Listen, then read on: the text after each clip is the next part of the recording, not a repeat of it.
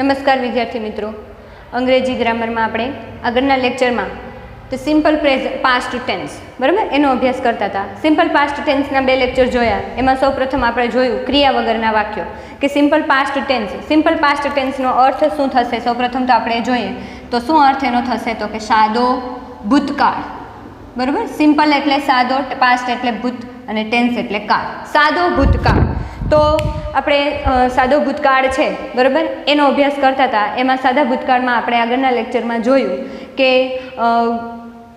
ક્રિયા વગરના વાક્યો કેવી રીતે લખાય છે. જેમ કે હતા, મારી પાસે હતું, એવા વાક્યો કઈ રીતે લખાય. તો એમાં આપણે જોયું કે વોઝ અને વેરનો ઉપયોગ થાય અને ભૂતકાળનું ટુ હેવનું ભૂતકાળનું રૂપ હેડનો ઉપયોગ થાય બરાબર. એ આપણે જોયું. એના પછીના લેક્ચરમાં આપણે એવું જોયું કે ક્રિયાપદના હકાર વાક્ય છે, ક્રિયાવાળા વાક્યો જ્યારે ભૂતકાળમાં, સાદા ભૂતકાળમાં ક્રિયાવાળા વાક્યો આવે છે એમાં હકાર વાક્ય રચના આપણે જોઈએ છીએ કે જેને વિધાન વાક્ય રચના કહેવાય. જે સાદા ભૂતકાળનું વાક્ય હોય છે એમાં ક્રિયાપદનું ભૂતકાળનું રૂપ મૂકવામાં આવે છે કર્તાની પછી બરાબર. તો આ ક્રિયાપદનું ભૂતકાળનું રૂપ એટલે શું અથવા તો ક્રિયાપદનું ભૂતકાળ કઈ રીતે બનાવવામાં આવે છે એના નિયમો આપણે જોયા. ક્રિયાપદના 4 રૂપ છે આપણે આગળ જોઈ ગયા.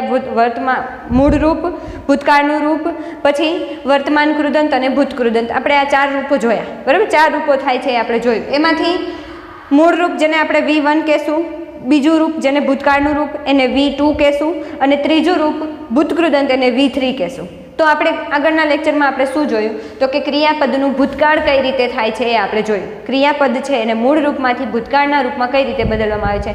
તો એમાં આપણે એક તો સામાન્ય જોયું હતું કે ઈડી લગાડવાથી એનું ભૂતકાળ થાય છે.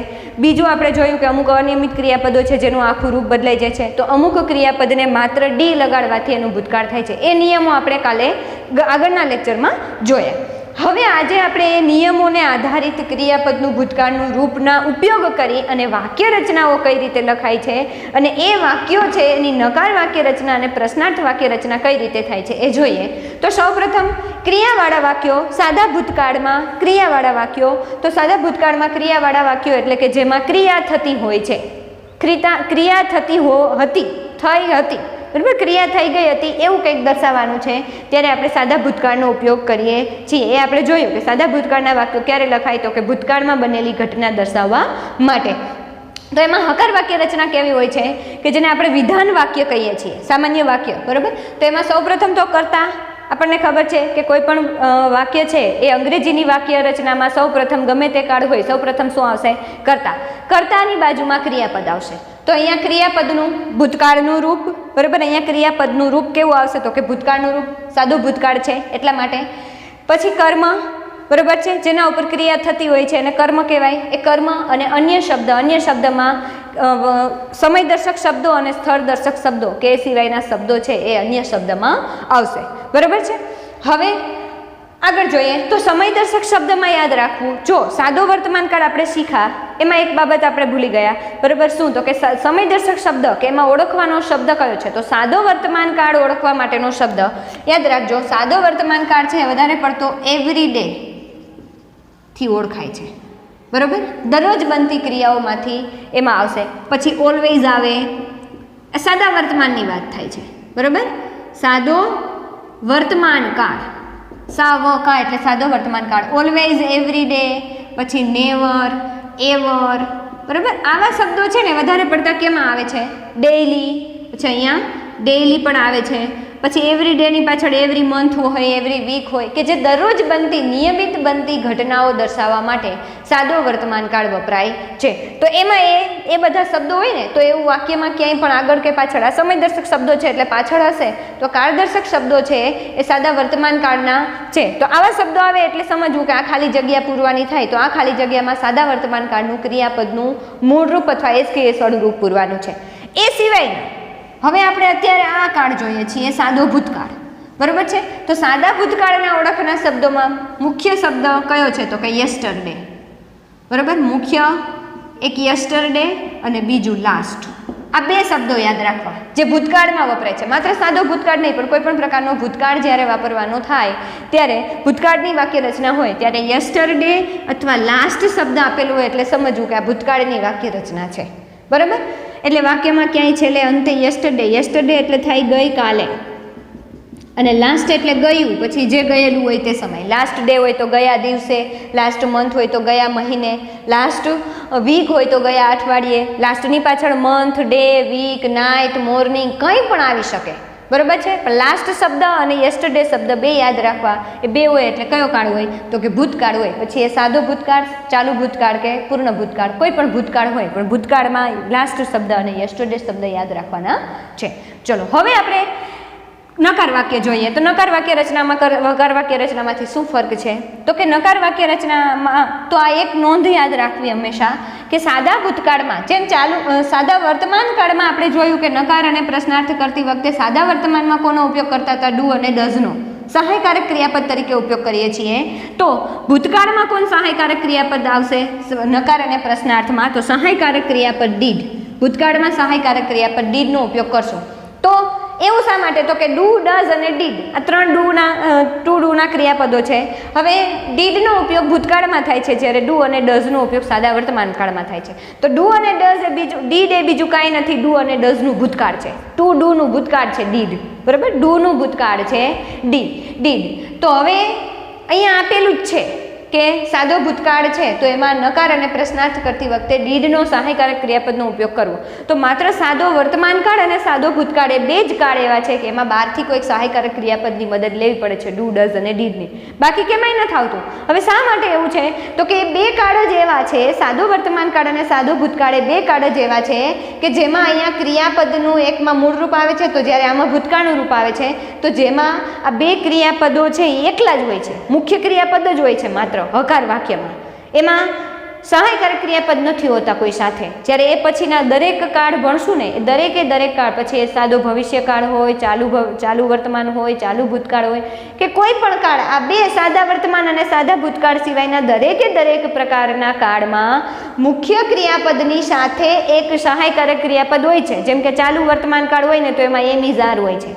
સાદો ભવિષ્યકાળ હોય ને, સાદો વર્તમાન, સાદો ભૂતકાળ, અને પછી સાદો ભવિષ્યકાળ ભણશું તો સાદા ભવિષ્યકાળમાં સેલ અને વિલ સહાયકારક ક્રિયાપદની મુખ્ય ક્રિયાપદની સાથે હોય છે અને મુખ્ય ક્રિયાપદ કહેવાય, બરાબર છે.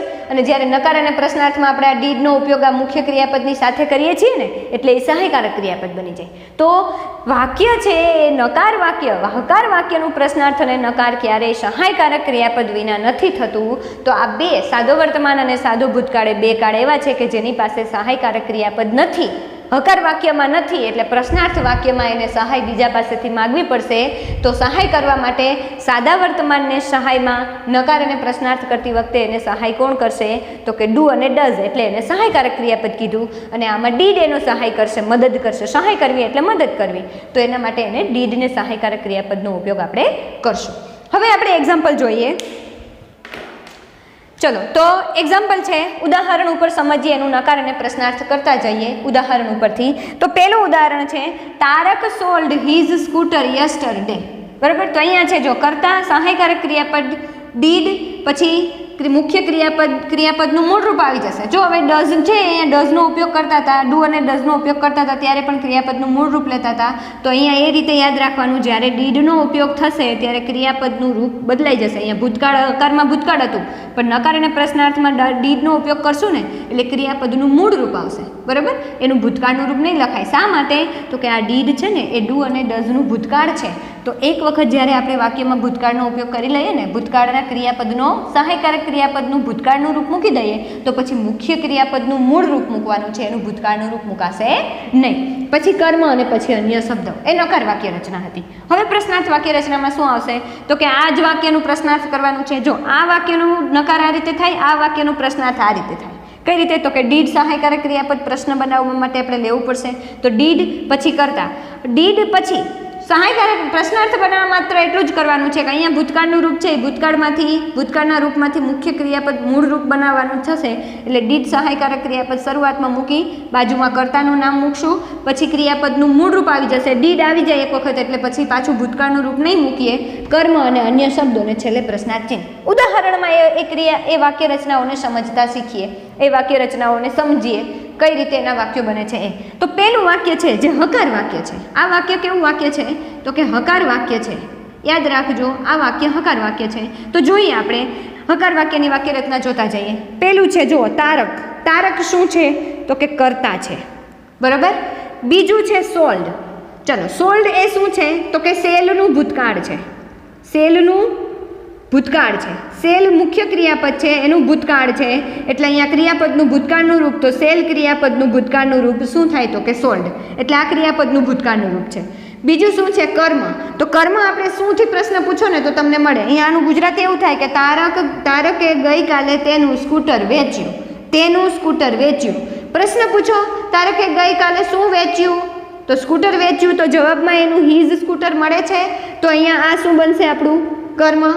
ક્રિયા શું થઈ છે વેચવાની. કોના ઉપર વેચવાની ક્રિયા થઈ છે તો કે સ્કૂટર ઉપર. એટલે ક્રિયા જેને અનુલક્ષીને થાય છે, જેના અનુરૂપ થાય છે એને કહેવાય કર્મ.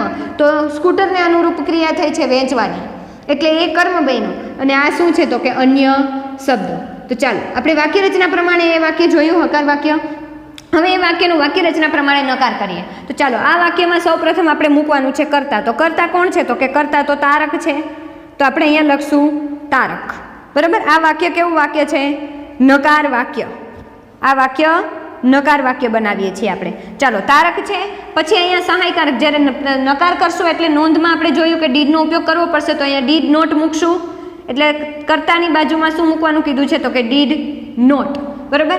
હવે ક્રિયાપદનું કેવું રૂપ મૂકવાનું છે? મૂળ રૂપ. તો જો અહીંયા સોલ્ડ છે એ ક્રિયાપદનું ભૂતકાળનું રૂપ હતું, પણ એક વખત આપણે ક્રિયાપદનું ભૂતકાળ ડીડ લઈ લીધું, ડીડની સહાય લઈ છીએ, એટલે ડીડ એ ડુનું ભૂતકાળ છે. તો એક વખત ભૂતકાળ આવી જાય તો બીજી વખત ભૂતકાળ ભૂત નહીં લખવાનું. એટલે કહેવાનો અર્થ કે વાક્યમાં બે ભૂત ક્યારે ભેગા ન કરવા. તો અહીંયા ડીડ નોટ સેલ. બરાબર. અહીંયા સેલ થઈ જશે. Did not sell his scooter. Did not sell his scooter yesterday. Yesterday હોય ને પાછળ એટલે ખબર પડી જ જાય કે આ ક્રિયાપદ, આ વાક્ય કયું કાળનું છે તો કે ભૂતકાળનું વાક્ય છે.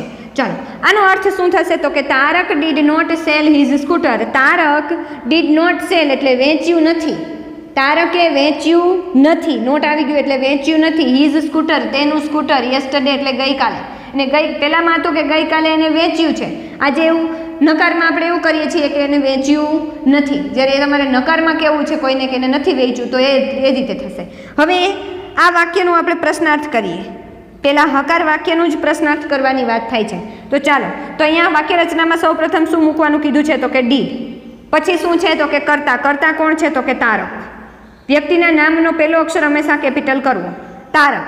ચાલો એના પછી ક્રિયાપદનું કયું રૂપ મૂકશું? મૂળ રૂપ. શા માટે તો કે અહીંયા ડીડ આવી ગયું છે, ભૂતકાળનું રૂપ એક વખત આવી જાય એટલે ક્રિયાપદનું મૂળ રૂપ આવે. તો મૂળ રૂપ શું છે તો કે સેલ. સેલ એટલે વહેંચવું. પછી કર્મ તો હીઝ સ્કૂટર. અને પછી શું કીધું છે? અન્ય શબ્દો. તો અન્ય શબ્દમાં શું છે તો કે યસ્ટરડે, સમયદર્શક શબ્દ. છેલ્લે શું મૂકવાનું છે તો કે પ્રશ્નાર્થ ચિહ્ન. બરાબર. તો did Tarak sell his scooter yesterday. શું? ગઈકાલે તારકે તેનું સ્કૂટર વેચ્યું. હવે યાદ રાખો, આપણે આગળ જોઈ ગયા ડુ અને ડઝનો જવાબ પ્રશ્ન પૂછો ડુ ડઝથી, તો જવાબ યસ અને નોમાં જ આપી શકાય, વધારે કેમાંય ન આપી શકાય. એ જ રીતે જ્યારે ડીડથી પ્રશ્ન પૂછવામાં આવે ત્યારે જવાબ યસ અને નોમાં જ આપી શકાય, એનાથી વધારે કંઈ ન કહી શકાય. તો અહીંયા ડીડથી પ્રશ્નનો જવાબ આપવાનો છે, તો સૌપ્રથમ આપણે યસથી જવાબ આપશું. હવે જવાબ પણ બે રીતે આપવાના થશે. આખા વાક્યમાં જવાબ માગેલો હોય ઉદાહરણમાં તો આખા વાક્યમાં જવાબ લખો. ટૂંકમાં જવાબ માગેલો હોય તો ટૂંકમાં જવાબ આપવો. હવે આખા વાક્યમાં જવાબ એક્ઝામમાં તમારે ક્યારે હશે એ જોઈ લો. તો આખા વાક્યમાં જવાબ જ્યારે ડીડથી પ્રશ્ન પૂછેલો જ હશે અને એના જવાબ તમને યસ અને નોમાં આપવાના કહેશે ને, તો તમારે યસ અને નોમાં આખા વાક્યમાં જવાબ લખવાનો થશે પરીક્ષામાં. બરાબર છે. પણ વાક્ય આવું આપેલું હશે, આ પેલું જે વાક્ય હકાર વાક્ય છે આપેલું હશે, ઉપર સૂચના આપેલી હશે કે નીચેના વાક્ય માટે પ્રશ્ન બનાવો અને પછી યસ અને નોમાં જવાબ આપો. તો તમારે આ વાક્યનું આ રીતે પ્રશ્ન બનાવવાનું થશે. બરાબર. અને એ પ્રશ્નનો જવાબ યસ અને નોમાં તમારે ટૂંકમાં આપવાનો થશે. કારણ કે એક વખત તમે પ્રશ્ન બનાવો છો એટલે એનો 1 માર્ક એનો હોય છે ને યસ અને નોમાં જવાબ આપવાના 2 માર્ક હોય. 1 માર્ક એનો હોય છે. આ રીતે 2 માર્ક્સ હોય છે. બરાબર. એટલે તો તમારે આ રીતે છે એ પ્રશ્ન પૂછાશે. આપણે બે ભેગું સમજી લઈએ એટલે તમને સમજાઈ જાય. ચાલો પહેલાં આપણે આખા વાક્યમાં જવાબ આપીએ. તો કઈ રીતે જવાબ આવશે? તો યસ. આગળ શીખી ગયા, જ્યારે પણ પ્રશ્નનો જવાબ યસ અને નોમાં કે કોઈ પણ પ્રકારનો જવાબ આપવાનો થાય ત્યારે યસ અને નોમાં તમે જવાબ આપો ત્યારે વાક્યમાં કરતા હોય ને એ કરતાના નામને બદલે સર્વનામ વાપરવું. જો અહીંયા સર્વનામ હોય તો સર્વનામ જ લખવાનું થાય, તો કંઈ ફેરફાર નહીં થાય. પણ અહીંયા નામ છે, તારક વ્યક્તિનું નામ છે, તો અહીંયા તારક એ છોકરાનું નામ છે. બરાબર. પુરુષનું નામ છે એટલે હી આવશે. તો યસ હી ચલો હવે હકાર વાક્ય રચના છે તો યસમાં જવાબ આપશો એટલે હકાર વાક્ય જે પેલું વાક્ય હશે ને એવો જવાબ આવશે. તો હકાર વાક્યમાં જુઓ કેવું વાક્ય ભૂતકાળનું હકાર વાક્યમાં શું ક્રિયાપદનું કયું રૂપ મુકાય છે તો કે ભૂતકાળ. એટલે અહીંયા આપણે પાછું આનો જવાબ કરતી વખતે સેલને બદલે સોલ્ડ લખવું પડશે કારણ કે જવાબમાં ડીડ નીકળી જાય છે. જવાબ આપતી વખતે જ્યારે હકાર વાક્યમાં ડીડ નીકળી જશે, હકારમાં તમે ડીડ નથી વાક્ય હકાર વાક્ય રચના જ આપણે જોઈ છે કે હકાર વાક્ય રચનામાં ડીડનો ઉપયોગ જ નથી કરવાનો, એટલે જવાબ આપતી વખતે ડીડ નીકળી જશે ને તો એ ડીડ તો નીકળી ગયું એટલે એ ભૂતકાળ જે હતું એ નીકળી ગયું. તો હવે આ મુખ્ય ક્રિયાપદમાં આનું ભૂત છે આમાં વયું જશે એટલે સેલને બદલે અહીંયા શું થઈ જશે તો કે ફરીથી સોલ્ડ. માત્ર કે એમાં હકાર વાક્યમાં, નીચે નકાર વાક્યમાં પાછું નકાર વાક્ય રચના પ્રમાણે જવાબ આપશું એટલા માટે એમાં કોઈ અર્થ એમાં પાછું ડીડ નોટનો ઉપયોગ કરવો પડશે. બરાબર, તો અહીંયા જોઈએ yes he sold his scooter, હા તેણે વેચ્યું તેનું સ્કૂટર યસ્ટરડે. બરાબર, આ કેવો જવાબ થયો? આખા વાક્યમાં જવાબ થયો. હવે આપણે એનો શોર્ટ ફોર્મમાં જ આન્સર આપીએ, અહીંયા બાજુમાં જ લખીએ. તો શોર્ટ ફોર્મમાં એટલે કે ટૂંકા વાક્યમાં જવાબ કઈ રીતે આપવો તો કે યસ. ચાલો સર્વનામ જ લેશું હી. શું આવશે તો કે યસ હી. યાદ રાખજો જ્યારે શોર્ટમાં જવાબ આપવાનો થાય ત્યારે યસ હી ડીડ લખવાનું થશે. જવાબમાં યસ હી ડીડ, હા તેણે કર્યું, તેણે વેચ્યું. એ કહેવાનો અર્થ શું થયો? હા તેણે વેચ્યું. ટૂંકમાં જવાબ આપી દીધો. ઘણા આપણને પ્રશ્ન પૂછે તો આપણે શું કહીએ? હા એ કર્યું, એવું જ કહી દઈએ. ઘણા આપણે આખા વાક્યમાં જવાબ બોલીએ શું તો કે હા તેને તેનું સ્કૂટર વેચ્યું. બરાબર છે, એટલે આ રીતે છે એનો જવાબ થઈ શકે છે. ચલો હવે આપણે નકારમાં જવાબ લખીએ. કઈ રીતે લખાય છે તો નો. નકારમાં જવાબ આપશો એટલે નો. નકાર વાક્યની વાક્ય રચના યાદ કરવાની છે. નોમાં જવાબ આપશો એટલે નકાર વાક્ય બનશે. તો નકાર વાક્ય રચના કેવી છે તો કે did Tarak, Tarak did not sell. તો અહીંયા આવશે no he did not sell. બરાબર, he did not sell his scooter. હવે જો અહીંયા ફરીથી ડીડનો ઉપયોગ કર્યો એટલે સોલ્ડને બદલે અહીંયા શું લખ્યું આપણે? Sell scooter yesterday. બરાબર, તો he did not sell his scooter yesterday. ટૂંકમાં જવાબ લખવો હોય તો કઈ રીતે લખાય તો કે નો હી ડીડ નોટ, અને ડીડ નોટને બદલે તમે શોર્ટ ફોર્મ એનું પણ લખી શકો છો. શું તો કે ડીડન્ટ. જેમ આપણે એમાં ડુ નોટ અને ડઝ નોટનું શોર્ટ ફોર્મ લખ્યું હતું ને એમાં આનું શોર્ટ ફોર્મ શું થશે તો કે ડીડન્ટ. તો અહીંયા પણ તમે ડીડ નોટને બદલે ડીડન્ટ લખી શકો છો. તો આ રીતે છે એ આખા વાક્યમાં જવાબ છે, આ શોર્ટ ફોર્મમાં જવાબ છે, આ પ્રશ્ન બનાવ્યો, આ નકાર વાક્ય બનાવ્યું અને આ હકાર વાક્ય હતું. આવી વાક્ય રચના છે. બીજું ઉદાહરણ જોઈએ. ઉદાહરણ બીજું, grandfather told us a story last night. ગ્રાન્ડફાધરે અમને વાર્તા કહી. ટેલનું ભૂતકાળ છે ટોલ્ડ. સ્ટોરી એટલે એક સ્ટોરી, અ સ્ટોરી એટલે એક વાર્તા, અસ એટલે અમને, લાસ્ટ નાઇટ એટલે ગઈ રાત્રે. જો અહીંયા લાસ્ટ પછી શું આપેલું છે? નાઇટ એટલે ગઈ રાત્રે. બરાબર, ચાલો હવે આપણે આ વાક્યનું હકાર વાક્ય છે એનું નકાર બનાવીએ. તો પહેલાં કરતા છે. વાક્ય રચના પ્રમાણે જુઓ, હકાર વાક્યની વાક્ય રચનામાં સૌપ્રથમ કરતા તો ગ્રાન્ડફાધર કરતા છે. ક્રિયાપદનું ભૂતકાળનું રૂપ તો આ ટેલનું ભૂતકાળ છે. બરાબર, ટેલનું ભૂતકાળ છે. અસ એ મુખ્ય એ ગૌણ કર્મ છે. બરાબર, ઘણી વખત કર્મ બે પણ હોઈ શકશે. અસ એ ગૌણ કર્મ છે. શું કહેશે? કોને કહેશે તો કે અમને કહેશે. શું કહેશે તો કે વાર્તા કહેશે. આ મુખ્ય કર્મ છે એટલે આ બેયને શું કહી શકાય? કર્મ કહી શકાય. અને લાસ્ટ નાઇટ એટલે આ શું છે તો કે અન્ય શબ્દ છે. બરાબર છે, આ બે કર્મ છે પણ યાદ રાખજો આ મુખ્ય કર્મ છે અને આ કેવું કર્મ છે તો કે ગૌણ કર્મ છે. ગૌણ કર્મ હંમેશા સજીવ હોય. મુખ્ય કર્મ સજીવ અને નિર્જીવ બંને હોઈ શકે. બરાબર, ચાલો હવે પ્રશ્નાર્થ વાક્ય પહેલાં નકાર વાક્ય બનાવીએ. આ વાક્યનું પહેલાં નકાર બનાવીએ. તમારે અંગ્રેજીમાં નકાર વાક્ય બનાવવાનું આવતું નથી પણ ક્યારેક નકાર વાક્ય લખેલું હોય ને એનો પ્રશ્ન બનાવવાનો આવી શકે. બરાબર, એટલે એનો પ્રશ્ન તમને બનાવતા આવડે એટલા માટે આપણે એક નકાર વાક્ય પણ લખતા જઈએ છીએ. ચાલો જોઈએ પહેલાં નકાર વાક્ય. નકાર વાક્યનો અહીંયા ન લખેલો છે. ચાલો નકાર વાક્ય બનાવવામાં શું છે વાક્ય રચના તો કે વાક્ય રચનામાં સૌ પ્રથમ કરતા તો કરતા ગ્રાન્ડફાધર, પછી સહાયકારક ક્રિયાપદ ડીડ અને પછી નોટ. તો ડીડ નોટ. ચાલો ક્રિયાપદનું મૂળ રૂપ આવશે તો ટેલ. ટોલ્ડનું શું થઈ જશે? ટેલ. પછી તો આખું વાક્ય એમને એમ લખવાનું છે અસ અ સ્ટોરી લાસ્ટ નાઇટ. બરાબર, લાસ્ટ નાઇટ. આ વાક્ય હકાર વાક્ય હતું એનું આપણે નકાર વાક્ય કર્યું. દાદાજીએ ગઈ રાત્રે અમને એક સ્ટોરી કહી, એક વાર્તા કહી. આવું હતું વાક્ય. હવે એવું કીધું કે દાદાજીએ ગઈ રાત્રે અમને એક સ્ટોરી નથી કીધી. બરાબર, વાર્તા કહી નથી. ચાલો હવે આપણે પ્રશ્નાર્થ બનાવવાનો છે કે શું દાદાજીએ વાર્તા કહી? બરાબર, એવો પ્રશ્ન બનાવશું તો પ્રશ્નની શરૂઆતમાં શું મૂકશું તો કે ડીડ. ચલો ડીડ પછી કરતા મૂકશું. કરતા કોણ છે તો કે ગ્રાન્ડફાધર. ચલો ગ્રાન્ડફાધર એ એક સંબંધનું નામ છે, બરાબર, એટલે એમાં પેલો અક્ષર કેપિટલ કરવાની જરૂર નથી. તો ડીડ ગ્રાન્ડફાધર, ચલો ડીડ આવ્યું છે એટલે ક્રિયાપદનું મૂળ રૂપ મૂકશું. તો did grandfather tell us a story last night. છેલ્લે શું મૂકવાનું છે વાક્ય રચનામાં જુઓ, પ્રશ્નાર્થ ચિહ્ન. તો શું દાદાજીએ અમને ગઈકાલે એક વાર્તા કહી? પ્રશ્ન પૂછ્યો. હવે આ પ્રશ્નનો ડીડથી શરૂઆત થાય એટલે પ્રશ્નનો જવાબ આપણે હમણાં જોયું. શેનાથી આપી શકાય? માત્ર યસ અને નોમાં. તો આપણે પહેલાં આખા વાક્યમાં જવાબ લખીએ. તો કે યસ, ચલો ગ્રાન્ડફાધર છે એટલે સર્વનામ શું આવશે? તો કે હી. યસ હી ટેલ, ચલો સોરી, અહીંયા યસ હકાર વાક્યમાં જવાબ આપશું એટલે ટેલને બદલે અહીંયા શું લખવું પડશે?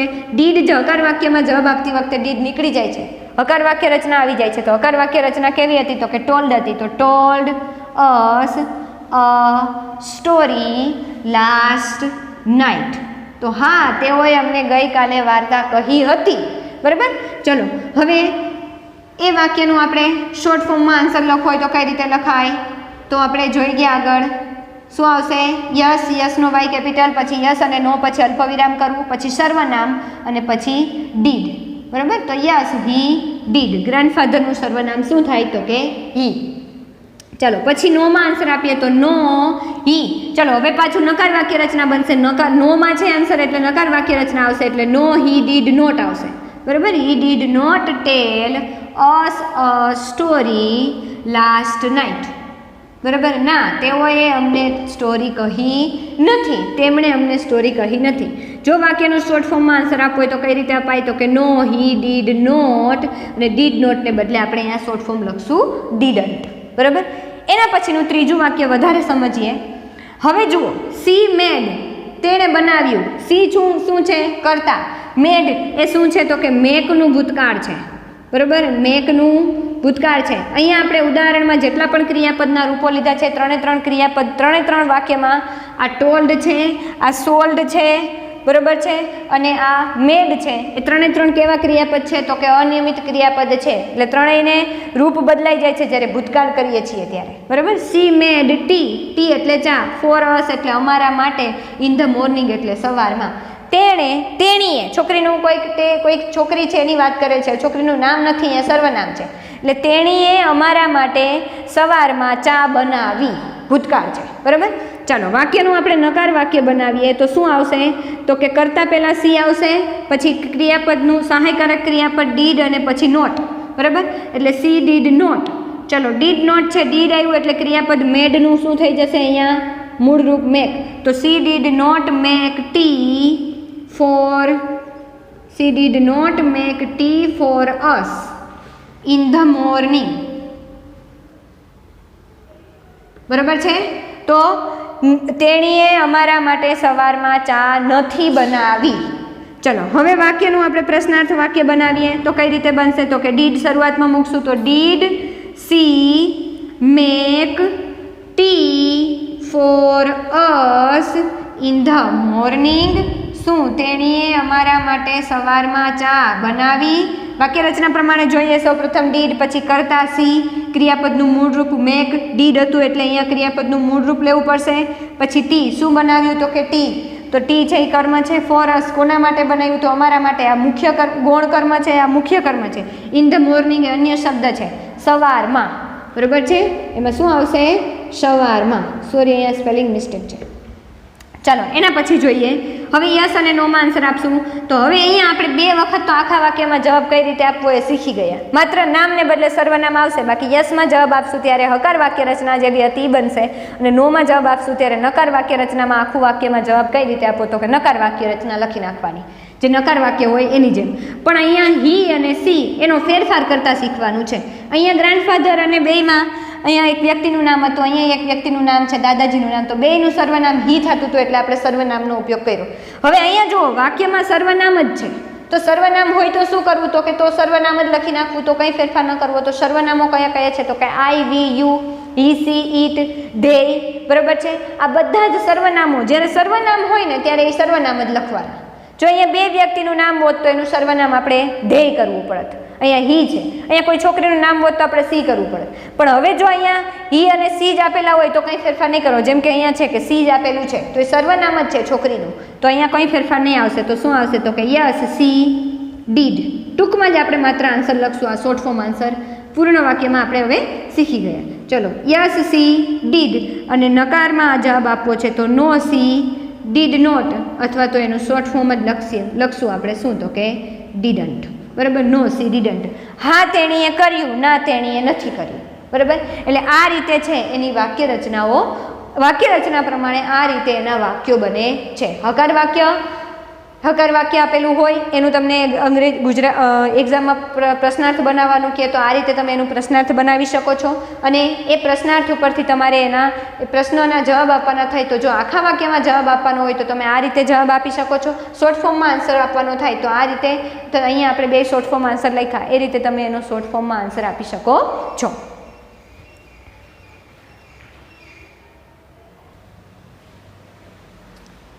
ચલો, હવે એક્ઝામમાં તમારે ખાલી જગ્યાઓ પૂછાય છે. એક તો અહીંયા આપણે આ જોયું, આ હોમવર્ક તમારે કરવાનું છે કે ઉદાહરણ પ્રમાણે વાક્યનું પ્રશ્નાર્થ કરી યસ અને નોમાં જવાબ આપો. જે હમણાં આપણે 3 વાક્યો જોયા એના આધારે તમારે કરવાનું છે. છતાં પણ તમને અહીંયા ઉદાહરણ પણ આપેલું છે એટલે ઉદાહરણ પ્રમાણે તમારે જોતું જવાનું. પહેલાં વાક્ય હકાર વાક્ય છે એનું પહેલાં ડીડવાળું ભૂતકાળ, એનું હકાર વાક્ય ભૂતકાળમાં આપેલું છે, એનું આપણે પ્રશ્નાર્થ વાક્ય બનાવ્યું છે અને યસ અને નોમાં શોર્ટ ફોર્મમાં તમારે આન્સર આ રીતે લખવાનો છે. આ વાક્ય પ્રમાણે અહીંયા 3 વાક્યો આપેલા છે. તમારે આટલું આ પ્રશ્નાર્થ અને જવાબ છે આ રીતે એમાંથી કરવાનું છે.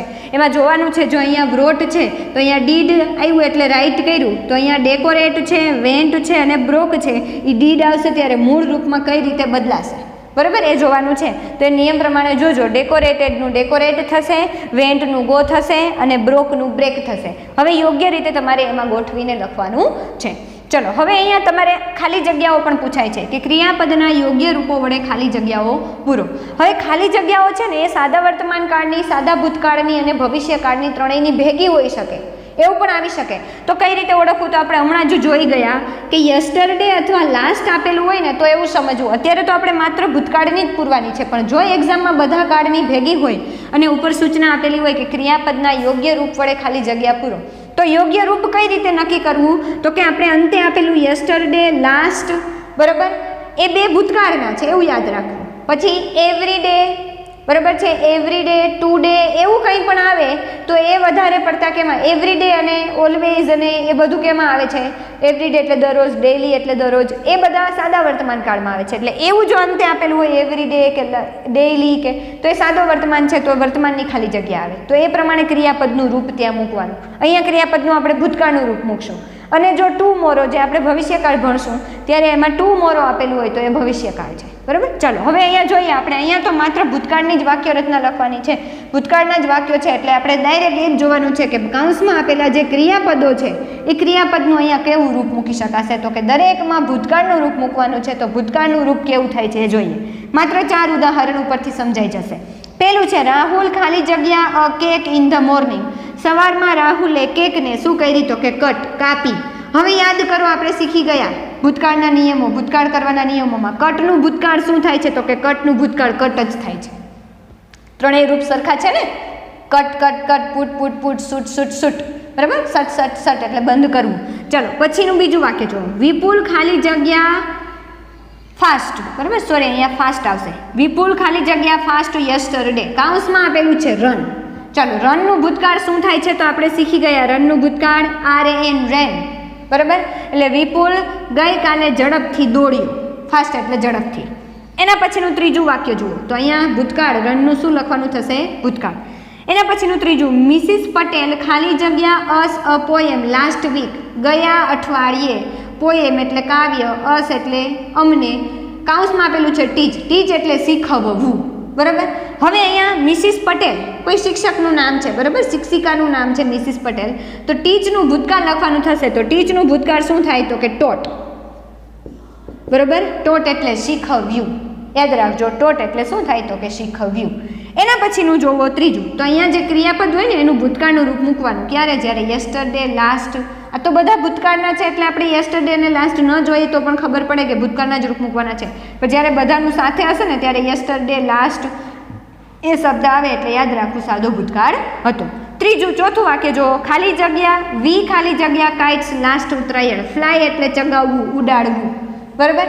તો અમે ગયા ઉત્તરાયણમાં, લાસ્ટ ઉત્તરાયણ એટલે ગઈ ઉત્તરાયણમાં અમે પતંગ ચગાવ્યા. તો ફ્લાયનું શું થશે? તો કે આપણે જોયું હતું ફ્લાયનું ભૂતકાળ શું થાય? તો કે ફ્લ્યુ, બરાબર.